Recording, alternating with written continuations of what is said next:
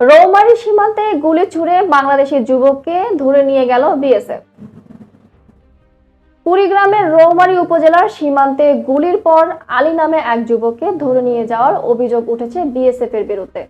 দিবাগত রাত 2:30টার দিকে আন্তর্জাতিক সীমান্ত পিলার 1062 নিকটবর্তী এলাকা উপজেলার সদর ইউনিয়নের খাটিয়ামারি সীমান্তে এই ঘটনা ঘটে। আটক যুবক আলী রৌমারী সদর ইউনিয়নের রতনপুর গ্রামের আব্দুল সালামের ছেলে।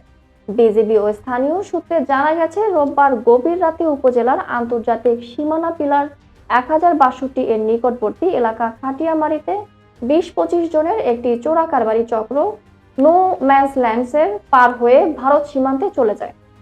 চোরা কারবারিরা ভারতের কাঁটাতারের ওপর দিয়ে ভারতীয় গরু, জিরা, মাদক, কাপড় পারাপার করছিল।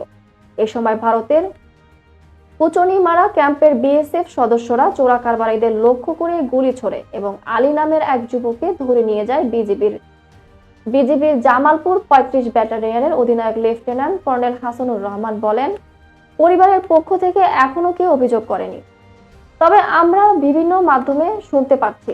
এ বিষয়ে বিএসএফ কে জানানো হলেও তারা এখনো উত্তর দেয়নি।